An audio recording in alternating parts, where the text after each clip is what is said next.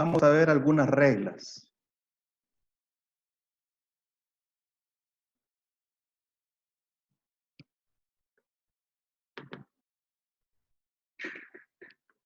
Vamos a ver. Supongamos que nosotros tenemos una masa de tejido, músculo, puede ser un nervio o lo que sea. Vamos a hacer una masa de tejido acá. Ustedes recuerdan cómo se mide el potencial eléctrico, o sea, el voltaje en una célula. En una célula ustedes miden el voltaje, por ejemplo, para ver el potencial de reposo y el potencial de acción, ponen un electrodo acá afuera, y esto es un electrodo positivo, y ponen, perdón, este es un electrodo negativo, y dentro de la célula ponen un electrodo positivo. Y así ustedes miden el potencial transmembrana, así se llama este voltaje que hay entre los dos lados de la membrana. Y recuerden que la membrana es un dieléctrico y sirve para almacenar cargas como que si fuera una batería. Entonces, como es un dieléctrico, pueden almacenar estas cargas de aquí. Bueno, en una masa no vamos a poner ningún electrodo dentro de ninguna célula, sino que lo que queremos medir es los potenciales de acción o la repolarización, ya sea la despolarización o la repolarización de esta masa. ¿Hacia dónde avanzan esos potenciales? Esos potenciales de acción o de repolarización. Entonces vamos a ver unas cuantas reglitas. Vamos a poner un electrodo negativo acá. Y vamos a poner un electrodo positivo acá. Entonces, regla número 1. Una corriente. Entonces esto se va a despolarizar, ¿verdad? O sea, cuando está polarizado, está negativo dentro de las células. Todas estas células que forman la masa están negativas dentro y están positivas fuera. Entonces yo hago un estímulo acá en este punto y entonces va a haber una corriente de despolarización en esta dirección y se van a comenzar a despolarizar todas estas células. Y entonces la primera regla es, si yo mido ese potencial, ¿verdad? En milivoltios, entonces, si la corriente de despolarización es en sentido del electrodo positivo, yo eso lo voy a registrar como una deflexión positiva en el registro. Aquí lo que tenemos es voltaje, y aquí lo que tenemos es tiempo, ¿verdad? Voltaje versus tiempo. Y me está midiendo el potencial de estos dos electrodos. Bueno, entonces de nuevo, primera regla, regla número 1. Una corriente de despolarización en el sentido del electrodo positivo me va a dar una deflexión positiva. La magnitud de la deflexión, o sea, la magnitud del voltaje, va a ser proporcional a la cantidad de masa que se esté despolarizando en ese momento. Cuando empieza la despolarización, la masa es poquito, pero a medida que avanza acá, entonces cada vez más masa se va despolarizando, y ya cuando me falta este poquito de masa, ya se va haciendo cada vez más poquito hasta que ya está completamente despolarizado y el potencial vuelve a ser cero. ¿De acuerdo? O sea, cero significa que no hay movimiento de corrientes. Sea que esté completamente despolarizado o completamente polarizado, va a ser cero. Solamente se me va a registrar una corriente cuando esté en proceso de despolarización. Bueno, entonces, segunda regla. Una onda de repolarización, supongan que ya está despolarizado, pero ahora se comienza a repolarizar, desde acá. Entonces, una onda de repolarización en dirección del electrodo positivo me va a dar una deflexión negativa. ¿De acuerdo? ¿Está claro eso?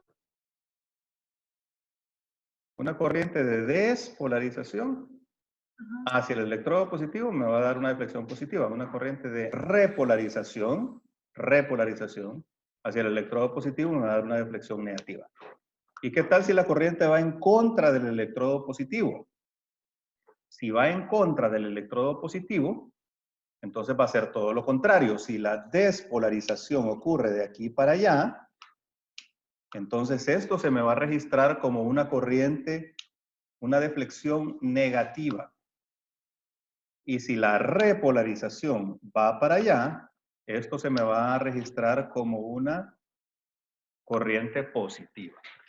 ¿De acuerdo? Son 4 reglitas bien sencillitas que tienen que saberse. Bueno, entonces vamos a dibujar un corazón acá como podamos, ¿verdad? Un corazón con el ápex. Digamos que ese es un corazón. Y aquí tenemos la base. Estas son las aurículas. Este es el ápex.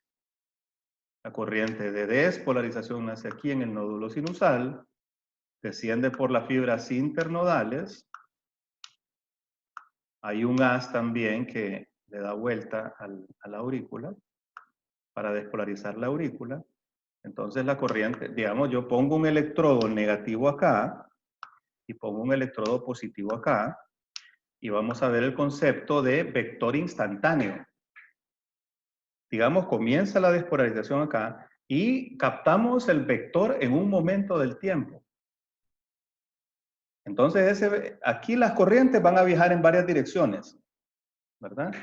Las corrientes, se va a estar despolarizando una fibrita en esta dirección, se va a estar despolarizando otra fibrita en esta dirección, y otra fibrita en esta dirección, y otra en esta dirección, y en múltiples direcciones. Pero lo que me importa a mí es la dirección absoluta del vector de despolarización. ¿De acuerdo? Esto forma un vector. Entonces, en el sentido que yo tengo mis electrodos, o sea, en mi eje de detección, le vamos a llamar a esto le vamos a llamar eje de detección. ¿Cuál es la componente de cada uno de esos vectorcitos reflejado aquí en el eje de detección? ¿De acuerdo? O sea, yo puedo, entonces, mire, voy a hacer el eje de detección así. Si yo tengo un vector de despolarización en este sentido, entonces, lo que a mí me va a importar en este caso va a ser la componente en ese eje de detección, la componente vectorial en ese eje de detección. Si yo tengo otra fibra despolarizándose en esta dirección, también va a tener una componente en ese eje de detección. Entonces, el vector instantáneo se define como la suma de todos estos componentes. ¿De acuerdo? O sea, lo que yo voy a ver acá es la suma de todos estos componentes vectoriales de todas las direcciones, todas van a tener un componente sobre el eje de detección. Como cuando tenemos un plano cartesiano y tenemos un vector, entonces queremos saber cuál es la componente de ese vector en X. Exactamente es el mismo principio. Todos estos vectores van a tener una componente en esta dirección y entonces esa componente, la suma de todas estas componentes, va a definirse como el vector instantáneo. En un momento específico, este vector va a tener una magnitud. Y esa magnitud es la que yo voy a ver reflejada en el registro. O sea, pues si este vector es chiquitito, ya sea porque se esté despolarizando muy para los lados el corazón o porque la corriente, la masa que se está despolarizando es poco, entonces voy a tener poca corriente y a medida que se vaya despolarizando más aurícula, voy obteniendo más y más corriente. En este momento se está despolarizando una gran cantidad de aurícula, entonces por eso es máxima la corriente y luego después cada vez menos hasta que toda la aurícula está despolarizada. Y entonces a esto yo le voy a llamar onda Q. ¿Qué onda es esta? En el electro. No es onda P. Onda P, porque la onda P es la onda de despolarización.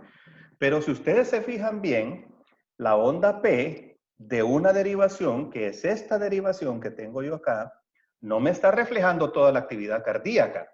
Solo me está reflejando las componentes de cada vector, la componente absoluta de la suma de todos los vectores en este plano de detección, en este eje de detección. No me está contando toda la historia, ¿cierto? Me está contando una parte de la historia. Bueno, entonces luego, aquí ya está completamente despolarizada la aurícula. Tenemos un retraso en el paso por las fibras de la unión. Y luego comienza a despolarizarse el ventrículo. Y entonces primero viene depolarizándose de arriba para abajo rápidamente por el septum a través de las de His. Y entonces esta es la onda de despolarización ventricular, ¿verdad? Se despolariza todo el ventrículo hasta que está completamente despolarizado. Una vez que está completamente despolarizado, todo el corazón,